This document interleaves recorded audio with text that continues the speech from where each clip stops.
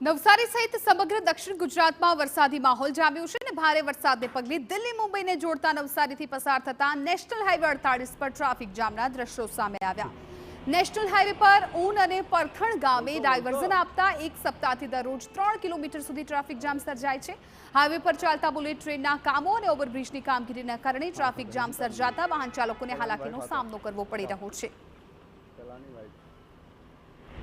નવસારી જિલ્લામાંથી પસાર થતો દિલ્હી મુંબઈ એક્સપ્રેસ હાઈવે ખૂબ મહત્વનો માર્ગ ગણવામાં આવે છે। નેશનલ હાઈવે નંબર 48 એ ખૂબ મહત્વનો છે અને દિલ્હીથી મુંબઈને જોડતો વાહન માર્ગ છે, જેમાં મહત્વની વસ્તુઓનું આયાત નિકાસ કરવા માટે મહત્વના જે કંઈક વાહન વ્યવહારો થતા હોય છે, પરંતુ નવસારી જિલ્લામાંથી પસાર થતા પરથણ ગામે અને જિલ્લાના ઊન ગામે જે ડાયવર્ઝનો આપવામાં આવ્યા છે ત્યાં ખાડા પડી જવાના કારણે આ પ્રકારની સ્થિતિ નિર્માણ થઈ રહી છે।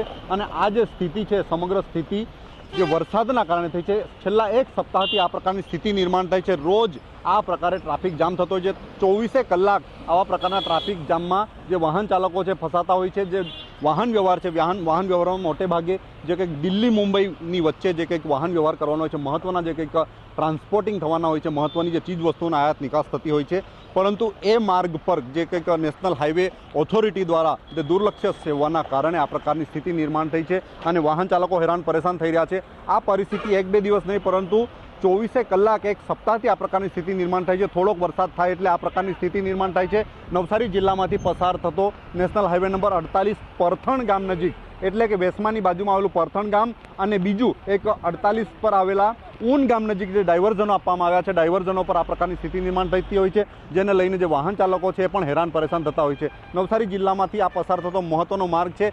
બંને બાજુ જે ડાયવર્ઝનો આપવામાં આવ્યા છે, બીજી એક આ જે કંઈક પરથણ ગામનો બીજી સાઈડ છે ત્યાં પણ જે ઓવરબ્રિજ બનાવવામાં આવી રહ્યો છે, પરંતુ જે ડાયવર્ઝન આપવામાં આવ્યું છે એ મહત્વનું હોવા છતાં ત્યાં જે કહી શકાય કે સર્વિસ રોડ રિપેર ન કરવાના કારણે આ પ્રકારની સ્થિતિ નિર્માણ થઈ છે।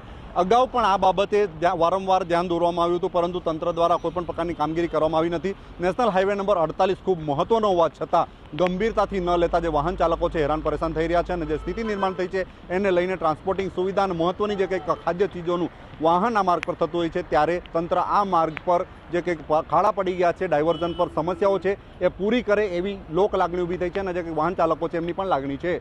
નિલેશ ગામિત, TV9 નવસારી।